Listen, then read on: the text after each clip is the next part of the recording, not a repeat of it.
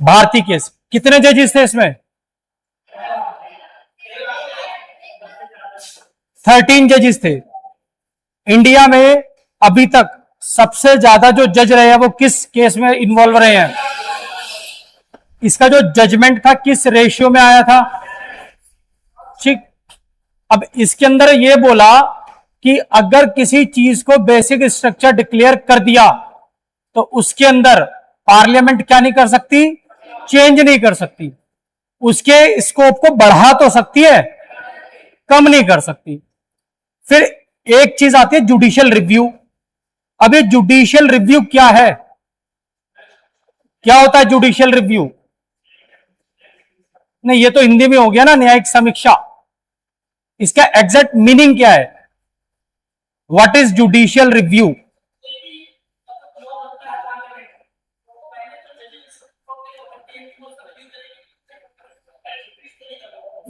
ठीक है, बस देखो जुडिशियल रिव्यू, देखो इससे पता चलता है पढ़ा नहीं आप लोगों ने। और याद रखना, अगर ये सोच रहे हो क्लास आने से, लिख लेने से या किताब खरीद लेने से कुछ नहीं होता, इन सब चीजों से जो भी होगा वो सेल्फ स्टडी से होगा। और सेल्फ स्टडी नहीं करोगे तो देखो लाखों करोड़ों बच्चे तैयारी कर रहे हैं, प्री भी नहीं निकलता। तो पढ़ो, पढ़ोगे नहीं तो सब बेकार है। चलो, जुडिशियल रिव्यू में बेसिकली होता क्या है? क्या होता है, हमारे यहां पर 3 सिस्टम काम करते हैं। सबसे पहले आता है क्या? लेजिस्लेशन, विधायिका। दूसरा क्या आ जाता है? जुडिशरी। और तीसरा, पहला आ जाता है लेजिस्लेशन, दूसरा आ जाता है जुडिशरी, और लास्ट आ जाता है एग्जीक्यूटिव। एग्जीक्यूटिव इसका काम क्या है? इसका इंडिया में एक ही काम है,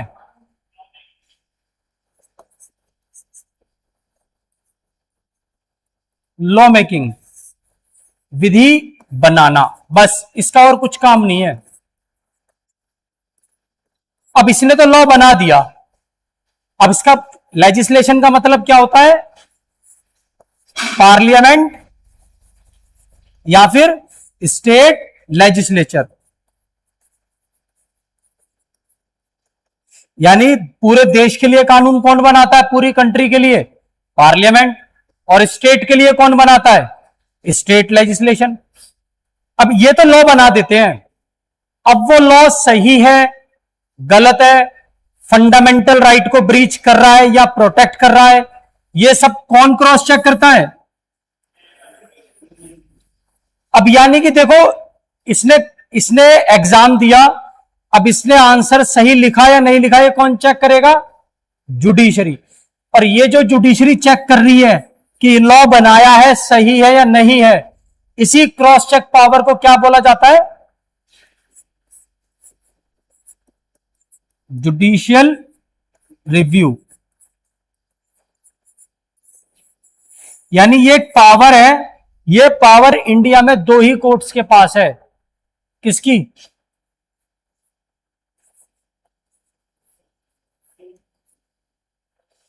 ठीक है जी, ये याद रखना।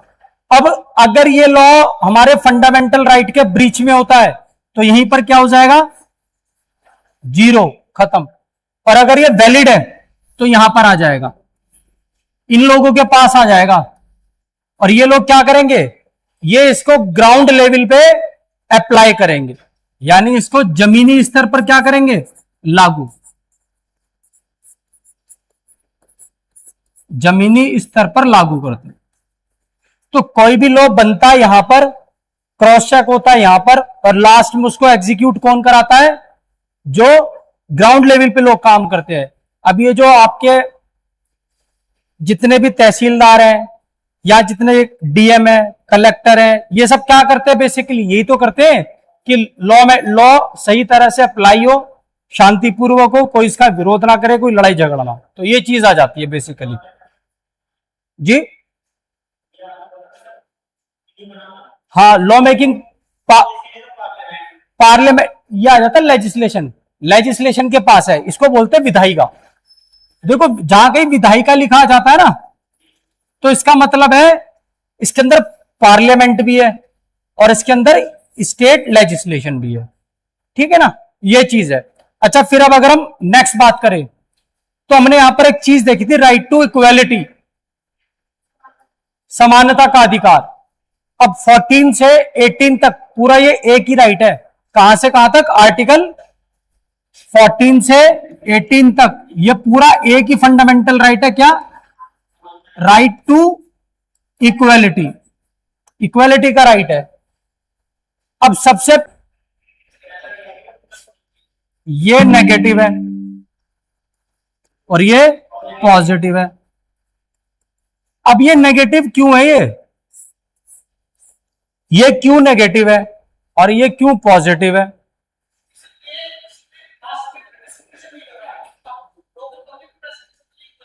ये बोल रहा है लॉ के सामने सब एक जैसे हैं, किसी को भी कोई प्रिविलेजेस नहीं दिया जाएगा। क्या बोलता है? कह रहा है इक्वालिटी बिफोर लॉ, लॉ के सामने सब बराबर है, किसी को कोई भी स्पेशल राइट, प्रिविलेजेस या कोई क्या बोल देते हैं, मतलब एक तरह से स्पेशल ट्रीट नहीं किया जाएगा कुल मिलाकर के, कि किसी को कोई भी क्या नहीं मिलेगा, स्पेशल ट्रीटमेंट नहीं मिलेगा। इसलिए बोलते हैं नेगेटिव है ये, क्योंकि किसी को कोई स्पेशल राइट नहीं दे रहा। और इसे बोलते हैं पॉजिटिव। अब ये पॉजिटिव क्यों है? ये बोलता है equal protection of law. Equal protection of law का क्या मतलब है? इसका मतलब ये नहीं है कि एक ही लॉ सभी पर एक जैसे तरीके से अप्लाई होगा, ये नहीं है इसका मीनिंग। इसका मीनिंग है क्योंकि हमारा समाज अलग अलग क्लासेस में बटा हुआ है, अलग अलग वर्गों में बटा हुआ है, lower class, middle class, upper class, है ना। तो जब हमारा समाज अलग अलग क्लास में बटा हुआ है तो हर क्लास के लिए एक अलग कानून है, हर कैटेगरी के लिए एक अलग स्पेशल लॉ है। एग्जाम्पल बताया था, इनकम टैक्स सबसे बेस्ट एग्जाम्पल है। जिनकी कम इनकम है उन्हें कोई टैक्स नहीं देना, जिनकी थोड़ी ज्यादा इनकम है उनको 5 या 10% देना है, जिसकी और ज्यादा है उसको और ज्यादा टैक्स देना है। तो अभी क्या गया, ये एक तरह से हमारी सोसाइटी को क्लासों में जो डिवाइड किया हुआ है वही तो चीज है। तो बोला एक ही लॉ सभी को इक्वली प्रोटेक्ट नहीं कर सकता, इसीलिए क्या होता है, समाज में अलग अलग क्लासेस हैं और हर क्लास के लिए अलग अलग लॉ है। अब इस क्लास के लिए जो लॉ बनाया है, इस क्लास के लिए जो लॉ बनाए, इस क्लास में आने वाले लोगों को इसका इक्वल प्रोटेक्शन मिलेगा। जैसे फिर एक एग्जांपल आ जाता है, SC/ST एक्ट है ना, या फिर पोक्सो एक्ट है, पोक्सो, या फिर sexual harassment on work place for women है, काफी सारे एक्ट हैं फॉर। तो अपराधी को सजा इस एक्ट में मिलेगी, तो अपराधी को सजा इस एक्ट में मिलेगी।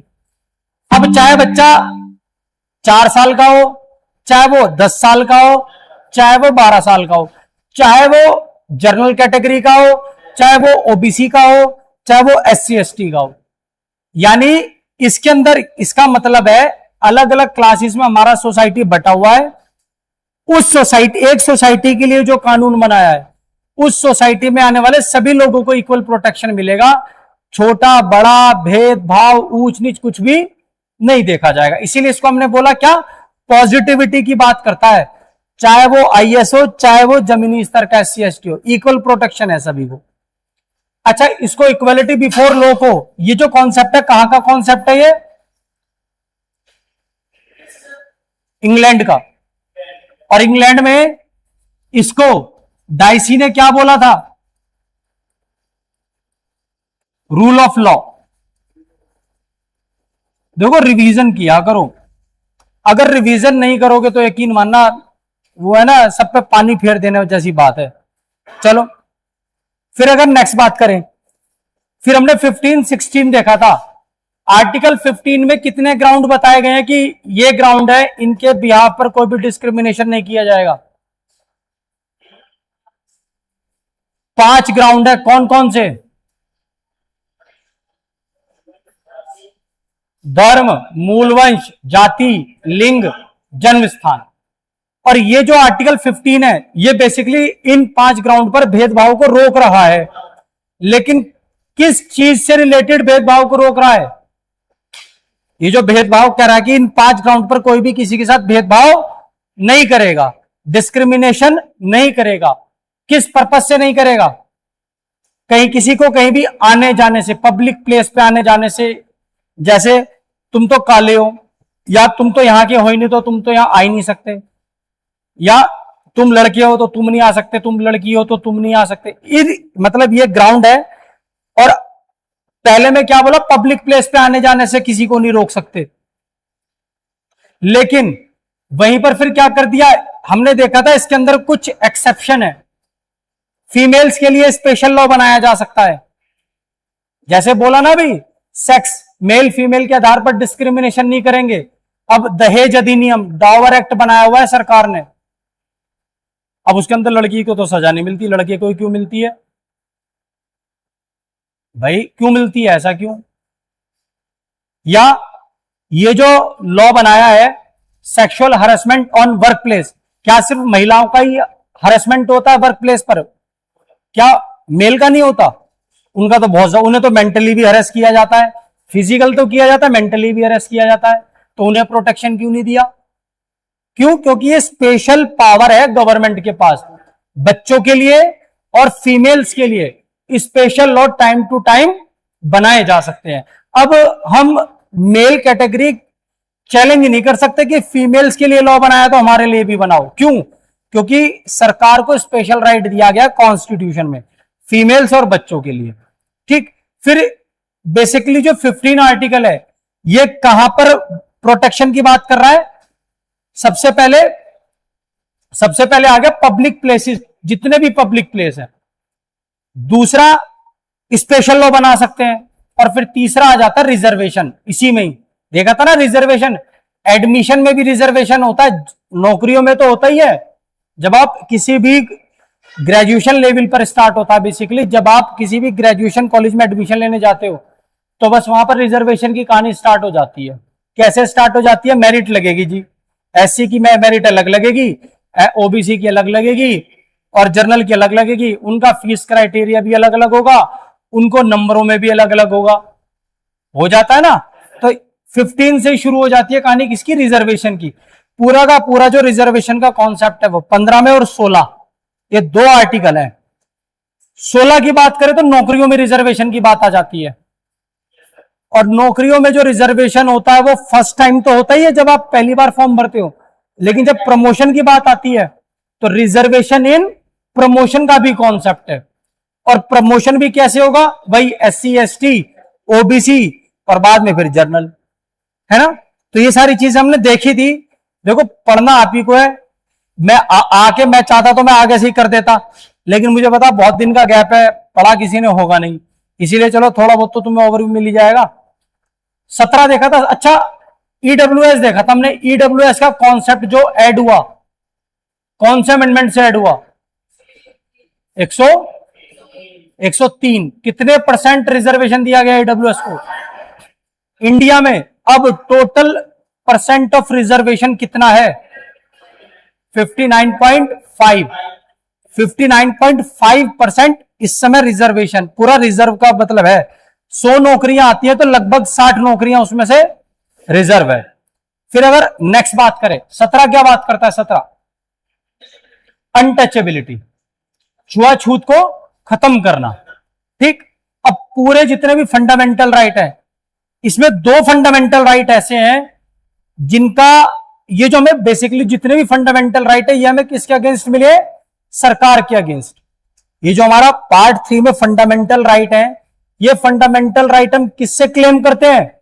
सरकार से।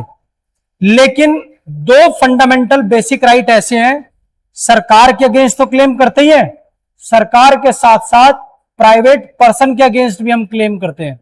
कौन कौन से? 17। सरकार तो डिस्क्रिमिनेशन करेगी नहीं, सरकार तो छुआछूत का कोई कॉन्सेप्ट रखेगी नहीं, लेकिन अगर कोई प्राइवेट पर्सन यानी कोई भी इंडिविजुअल किसी दूसरे के साथ ऐसा कोई भेदभाव करता छुआछूत का, तो उसको भी पनिशमेंट मिलेगी। तो एक 17 और एक आर्टिकल 23 क्या बात करता है? ह्यूमन ट्रैफिकिंग, बाउंडेड लेबर, कहते हैं ना बंधुआ मजदूरी कराना, किसी से काम करा लेना, पैसे ना देना। अभी पीछे खबर आई है 14 लोगों को एमपी की है शायद, एमपी 14 लोग थे वो, 14 लोग, नहीं नहीं 14 लोग थे, और वो शायद ईट पत्थर की, वो ईट बनाने की कोई वो थी, वो फैक्ट्री या क्या था, उन्हें अंदर ही बंद रखते थे, वो पैसे भी नहीं देते थे, और ये डरावा डाल रखा था बाहर निकले तो गोली मार दी जाएगी, और वहां कुत्ते बांधे हुए थे कि अगर भागोगे तो कुत्ते, मतलब एक जाल लगा के कुत्ते खुले छोड़ रखे थे वहां, आओगे तो कुत्ते खा जाएंगे तुम्हें। तो अब ये क्या था, ये था बंधुआ मजदूरी, बाउंडेड लेबर। अब जब पता चला तो उन सबको पकड़ा गया, पनिशमेंट मिला, क्यों? आर्टिकल 23 ये बोलता है 17 और ये दो याद लिखवाए थे, याद भी रखना, 17 और 23 जितने भी फंडामेंटल राइट है, इनमें ये दो फंडामेंटल राइट ऐसे हैं, अगर कोई इनको ब्रीच करेगा तो सामने वाले को पनिशमेंट मिलेगी। ये दो फंडामेंटल राइट किसकी बात करते हैं? पनिशमेंट की। अच्छा, अब ये बात करता बेसिकली पनिशमेंट की, कि अगर कोई 17 और 23 का वायलेशन करेगा तो उसको पनिशमेंट मिलेगी, लेकिन पनिशमेंट देने के लिए लॉ कौन बनाएगा? बिल्कुल स्टेट गवर्नमेंट के पास इनके लिए लॉ, यहां पर पनिशमेंट की, मतलब पनिशमेंट देने के लिए लॉ बनाने की पावर नहीं है। इन दोनों आर्टिकल का अगर कोई वायलेशन होता है, वायलेशन यानी अगर कोई भंग करता है, तो उसको जो सजा दी जाएगी उसके लिए लॉ कौन बनाएगा? संसद। राज्य सरकारों के पास इसके लिए पनिशमेंट की पावर देने की, लॉ बनाने की पावर नहीं है, यह याद रखना। फिर 18 देखा था, 18 क्या बात करता है? उपाधियों का अंत, एबॉलिशन ऑफ टाइटल। यहां पर बोला कोई भी भारत का कोई भी नागरिक, कोई भी व्यक्ति किसी से कोई भी उपाधि नहीं लेगा, ना ली जाएगी ना दी जाएगी, लेकिन दो एक्सेप्शन बताए यहां पर, एकेडमिक और सेना, मिलिट्री। दो तरह की उपाधियों को एग्जेम्प्ट कर दिया, छूट दे दी, कि शिक्षा संबंधी और सैन्य संबंधी, ये तो उपाधियां दे सकते हो आप, इसके अलावा कोई भी किसी से कोई भी टाइटल ना देगा ना लेगा। ठीक, फिर अगर नेक्स्ट, अच्छा ये भारत रत्न है, पद्म विभूषण, पद्मश्री, अब क्या इसको भी बैन किया जा सकता है? ये एकेडमी में आ जाते हैं, शिक्षा में, उसमें आ जाते हैं। और हाँ बताइए।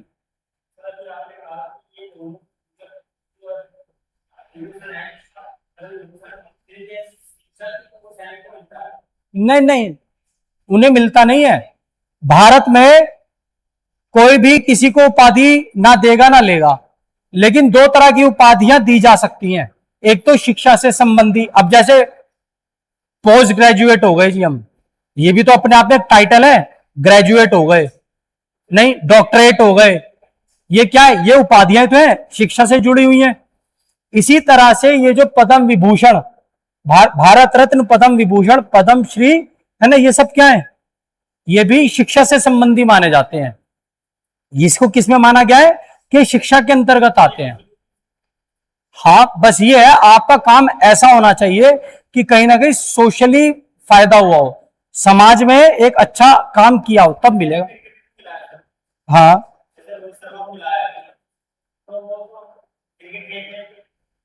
शिक्षा बहुत वाइडर है।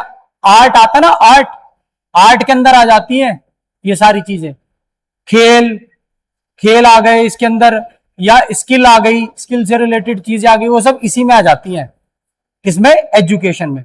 अब ऐसी मिलिट्री, परमवीर चक्र मिलता ना, अर्जुन अवार्ड मिल गया जी, ध्यानचंद ये मिल गए, ये भी खेल से ही, खेल ध्यानचंद पुरस्कार जो है, अब ये भी किसमें आ गए? ये भी इसी में आ गए। तो ऐसे पुरस्कार तो दिए जा सकते हैं, वैसे इनके अलावा कोई नहीं दिया जा सकता। 19 देखा था, 19 में 6 फंडामेंटल राइट हैं। बेसिकली पहले 7 थे, अब कितने बचे? 6 बचे। एक कौन सा खत्म हुआ? प्रॉपर्टी का। प्रॉपर्टी का कब खत्म हुआ? 44 अमेंडमेंट हुआ था 1978। यहां से तो खत्म कर दिया, कहां पर शिफ्ट कर दिया? 300A, आर्टिकल 300A में शिफ्ट कर दिया। फंडामेंटल राइट से हटाकर क्या बना दिया? कॉन्स्टिट्यूशनल राइट बना दिया। लीगल राइट या कॉन्स्टिट्यूशनल राइट बना दिया, यहां से हटा दिया। अब ये जो 6 राइट है इसके अंदर, पहला राइट कौन सा है? Right to speech and expression, कुछ भी बोलने, अभिव्यक्त करने की स्वतंत्रता। और ये जो right to speech and expression है, इसके अंदर और बहुत सारी चीजें आती हैं। सिर्फ बोलना और एक्सप्रेस करना ही नहीं है, इंफॉर्मेशन लेना। अब ये जो क्या करते हैं, सोशल मीडिया पे आके वीडियो डाल देते हैं, देखो जी ये गंदगी है, या देखो यहां पर ये मनमानी कर रहे हैं, या ये पुलिस वाले बात नहीं सुन रहे, जबरदस्ती कर रहे हैं। ये राइट कहां पर आता है? Expression, right to speech and express. आप क्या कर रहे हो?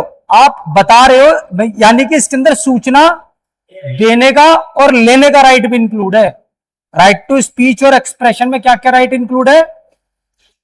Right to speech and expression में right to take information and give information. अब ये जो न्यूज़पेपर है या ये न्यूज चैनल है, ये क्या करते हैं? बेसिकली इंफॉर्मेशन ही तो देते हैं। अब ये कहां पर इनका जो राइट प्रोटेक्ट है, कहां पर है? इसी के अंदर आ जाता है। तो राइट टू स्पीच और एक्सप्रेशन में सूचना देने का और सूचना लेने का भी राइट आ जाता है। ठीक, फिर दूसरा राइट क्या आ जाता है? यानी जैसे आज आता है ना जी, आज हम धरना देंगे, क्या करेंगे? धरना देंगे, तो सब लोग आ जाना, आंदोलन करेंगे। अब आपने देखा होगा जब भी कभी कोई प्रोटेस्ट होता है ना, तो उसके अंदर हर कोई ये कहता है हम शांतिपूर्वक आंदोलन करेंगे, कोई ये नहीं कहता हथियारों के साथ करेंगे। क्यों? यहां पर जो राइट दिया वो कैसा ऑर्गेनाइजेशन, कैसे सम्मेलन का दिया है? शांतिपूर्ण। अब ये कॉकरोच जनता पार्टी का हुआ था, तो अभिजीत दीप बार बार यही कह रहा था हम शांतिपूर्वक ही करेंगे, सब लोग शांति बनाए रखें, व्यवस्था ना बिगाड़े। क्यों? क्योंकि जैसे ही यहां पर कुछ भी भंग होता, कुछ भी लड़ाई झगड़ा होता, तो तुरंत सरकार पता क्या करती है? अनलॉफुल असेंबली में कन्वर्ट कर देती है। देखो समझ लो इस चीज को, जब तक शांतिपूर्वक बैठे हैं ठीक है, जहां हल्का सा फोर्स यूज हो जाता है, फोर्स यानी जो लोग शांतिपूर्वक असेंबली कर रहे हैं, जैसे ही वो फोर्स और वायलेंस यूज कर देते हैं, नॉन वायलेंस हो जाते हैं, तो फिर तुरंत क्या हो जाता है? अनलॉफुल असेंबली में डिक्लेयर कर देते हैं। एक सेकंड रुक जाओ। और जैसी अनलॉफुल असेंबली डिक्लेयर हो गई, तो सरकार के पास पावर आ जाती है आपको वहां से हटाने की। तब फिर लाठीचार्ज भी होगी, आंसू गैस भी छोड़े जाएंगे, गिरफ्तारियां भी होंगी, तब होता है काम शुरू। जी नहीं, शांति, देखो उन्हें बोला गया था कि आप संसद की तरफ नहीं जाएंगे, बोला था ना भैया आपको वहां नहीं जाना है, आपको एक पर्टिकुलर एरिया दिया, आप इस पर्टिकुलर एरिया में रह करके बात रखिए, उसके बावजूद भी वो वहां गए। तो क्या होगा? एकदम से किसमें डिक्लेयर हो गया? अनलॉफुल असेंबली हो गई। अनलॉफुल असेंबली हो गई, सरकार को पावर मिल गई, सरकार ने कर दिया। ये चीज है। अब बताओ क्या कह रहे थे जी?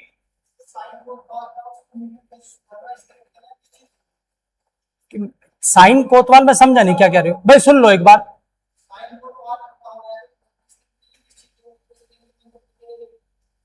अच्छा आप ये कह रहे हो कि क्या किसी के ये इस केस में क्या ये बोला था धरने की जगह निश्चित?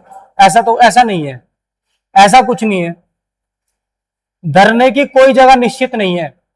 हाँ सरकार क्या करती है, फिर भी एक स्पेशल, ये फिक्स नहीं है कि आप धरना इसी जगह पे दोगे, कहीं और नहीं दे सकते, ऐसा कुछ नहीं है।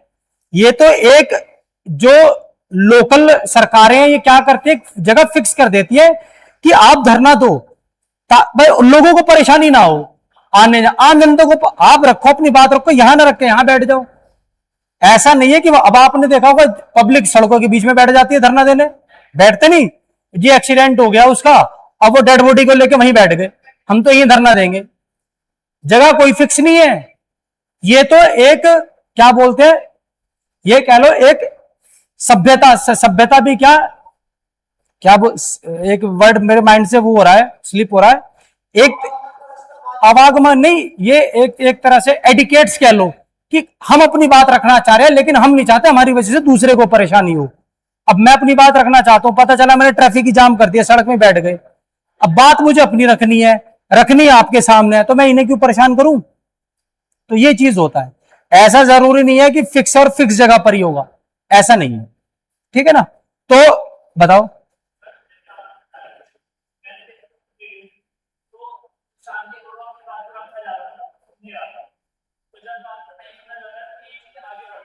हम्म हम्म इसीलिए तो कहते हैं अपने वोट की पावर को समझो, वोट हल्के में मत लो, सही आदमी को वोट दो। जाति, धर्म, दोस्त, इंतजार करना पड़ेगा। बिल्कुल, अब आपको इंतजार करना है, और देखो अब आपको 5 साल इंतजार करना है, और वोट बहुत सोच समझ के देना है। इसीलिए कहते हैं अपने वोट की ताकत को समझो। आपको पता होना चाहिए भाई, बंधु, जाति, धर्म, इन चीजों को देख करके कभी वोट मत दो। वोट हमेशा किसे देख के दो, किसी पार्टी को देख के मत दो। ये देखो जो तुम्हारे यहां पर बेस्ट काम कौन कर रहा है, तुम्हें मतलब नहीं पीएम क्या कर रहा है, तुम्हें मतलब नहीं सीएम क्या कर रहा है, वो तुम्हारे लिए काम नहीं करेंगे, तुम्हारे लिए काम करेगा तुम्हारा लोकल का जो नेता होगा। तो जब भी वोट दो, लोकेलिटी के जो भी कैंडिडेट खड़ा है उसको देख करके वोट दो, अब बेशक वो कोई भी हो। ये है।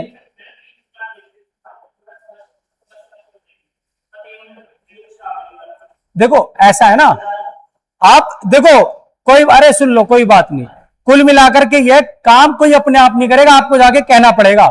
अगर आपको लग रहा आपकी सड़क में पानी भर रहा है, तो एप्लीकेशन लिख के लेके जाओ ना पार्षद के पास, सुन लो, और एक कॉपी में लेके मत जाओ। रास्ते बहुत है, दिक्कत है, हमें पता नहीं है, 2 कॉपी में लेके जाओ ना। ठीक है, सुन लो भाई, सुन लो एक बार।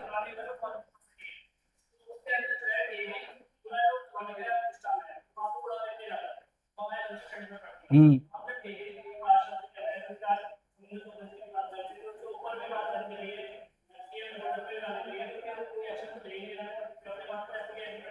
भाई देखो, अब सुनवाई सुनवाई बिल्कुल ही नहीं हो रही, तो आपके पास एक ऑप्शन है, सुन लो।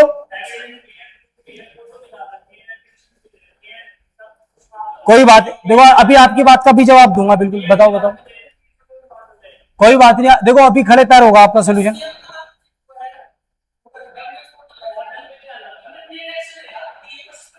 चलो कोई बात नहीं, कोई बात नहीं हुआ ना, कोई बात नहीं, कुछ नहीं करना, आप सीधा जाओ, आप एफआईआर लॉन्च करा सकते हो अगर आपके पास है।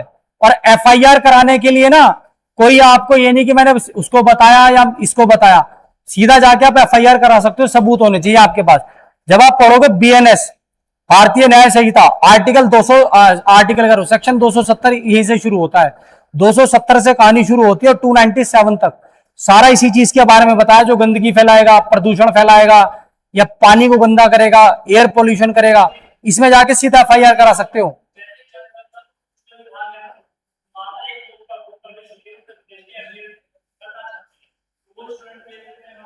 भाई वो देखना पड़ेगा।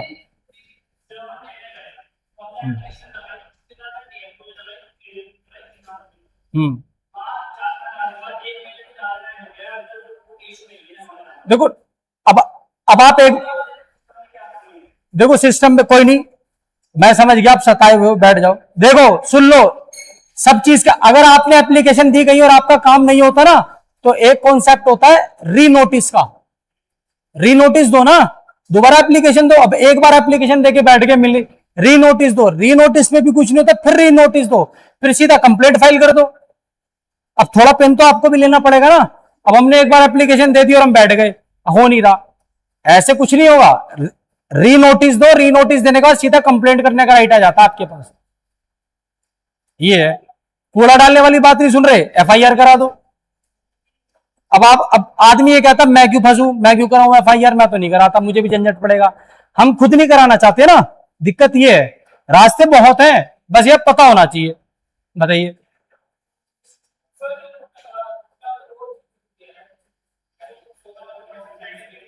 अरे सुन लो भाई, देखो सुन लिया करो, सुना करो पहले सामने वाला पूछ कर रहा है।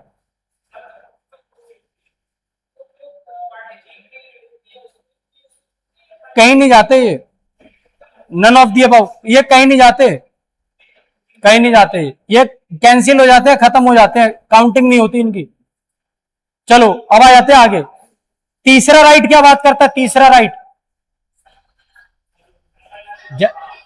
बना लेते ना, हमारा संगठन है जी, हिंदू संगठन है जी, हमारा करणी सेना का संगठन है जी, हमारा ये संगठन है, हमारा फलाना, हमारा ढिमकाना संगठन है। क्यों बन जाते हैं ये? राइट है ये। और यही सबसे बड़ी कमी है भारत में, इतनी ज्यादा पार्टीबाजी है। फोर्थ क्या बात करता? फोर्थ, फोर्थ बोलता कहीं भी आने जाने का राइट, और सबसे इंपॉर्टेंट राइट है ये। आप कहीं भी पूरे भारत में कभी भी किसी भी समय आ जा सकते हो, पूरे भारत के अंदर, बाहर नहीं। बाहर जाओगे तो पासपोर्ट लेना पड़ेगा, वीजा लेना पड़ेगा। नेक्स्ट क्या बात करता है?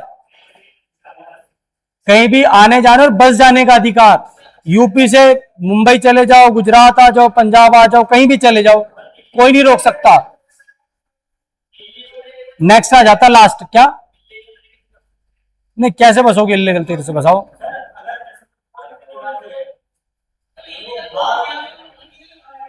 सुन लो भाई, सुना करो, कोई बात नहीं, खत्म, सुन लो।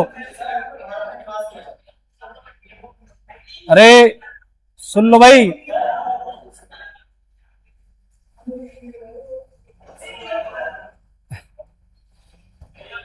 हो गया? चलो अब सुन लो।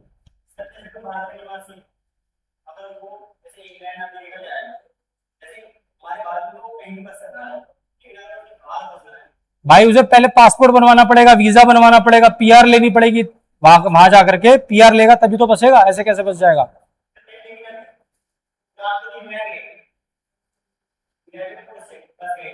पीआर ले ली ना, पीआर ले ली भाई, उसके लिए अलग कौन क्या होता है? पैसे नहीं जा सकते कि टिकट ली ट्रेन में, उसमें प्लेन में बैठे चले गए। पासपोर्ट बनेगा, फिर वीजा लगवाना पड़ेगा, है ना। अब वीजा भी कई तरह का है, टूरिस्ट वीजा है, स्टूडेंट वीजा है ना, या वर्किंग वीजा है, कोई भी ले लो, तीनों में से कोई भी लो। अब वहां परमानेंट बसना है तो भाई वहां की सिटीजनशिप लेनी पड़ेगी। अब ये थोड़ी कि वहां की सिटीजनशिप ले ली तो फिर भारत नहीं आ सकते, ऐसे थोड़ी होता है। कभी भी आओ, कभी भी जाओ, बिल्कुल आप भी आ सकते हो दोबारा। ऐसे थोड़ी कि वहां बस गए तो यहां दोबारा नहीं आ सकते, यहां की दोबारा ले लो। नहीं समझे भाई? आप यहां से मुंबई गए, अब मुंबई गए, वहां मकान खरीदा, वहां बस गए, अब ये थोड़े वापस यूपी में आके नहीं दोबारा मकान लेके रह सकते। भाई वहां से नहीं मन लगा, वहां बेच क्या है, दोबारा यहां खरीद लिया, यहां रह गए।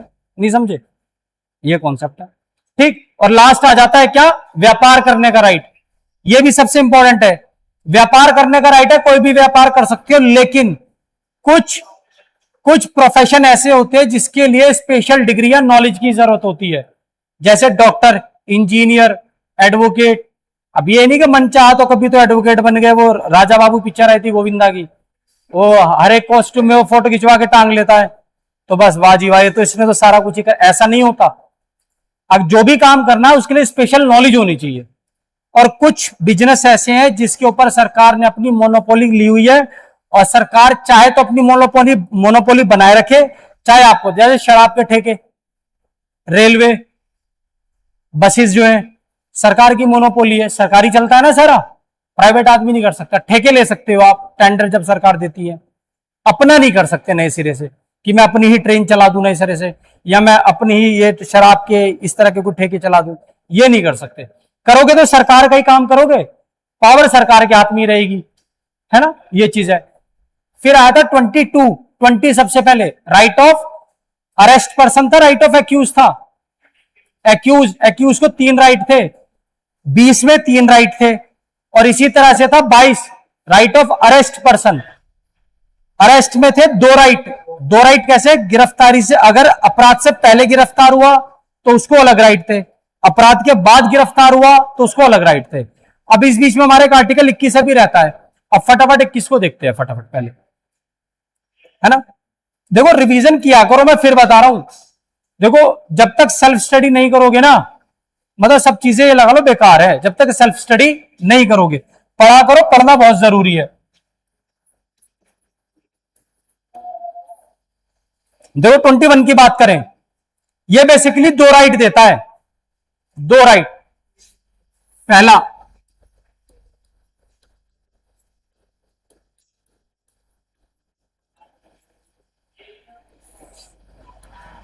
और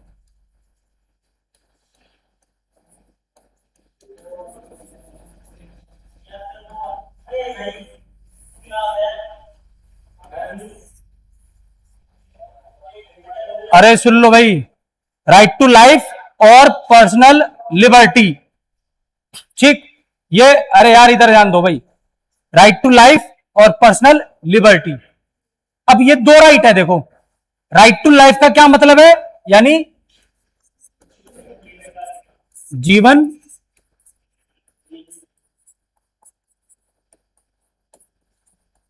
और इसका क्या मतलब है,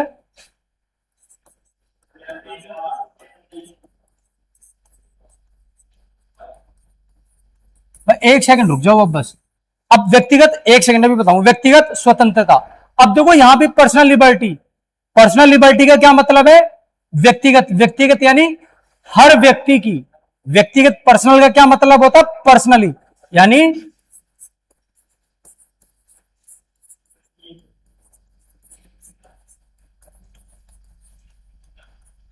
अब देखो एक चीज, अब यहां पे देखो पर्सनल लिबर्टी का राइट दे दिया। अभी आर्टिकल 19 पढ़ रहे थे, आर्टिकल 19 में भी है कहीं भी आने जाने का अधिकार, वहां भी है ना। एक तो ये हो गया, एक था आर्टिकल 19 1 के 4 में।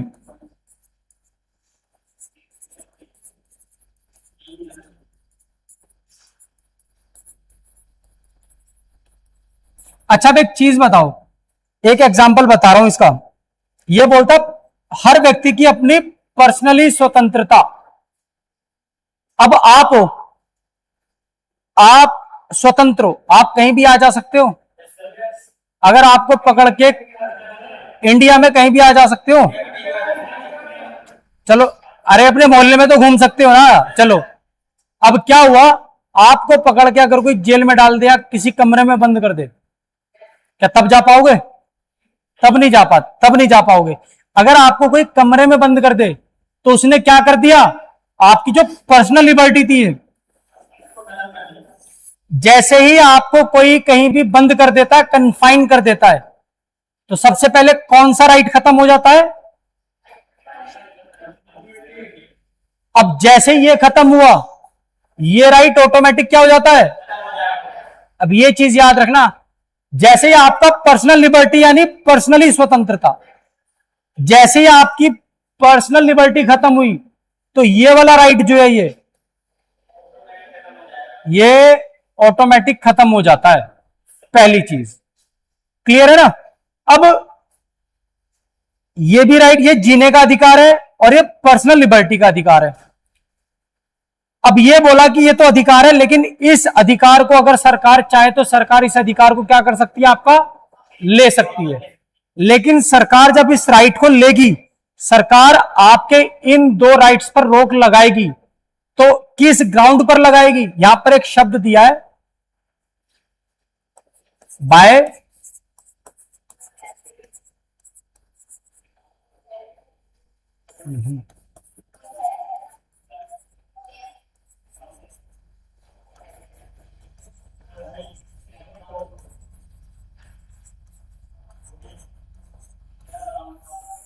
कैसे लगी, by procedure establish by law, यानी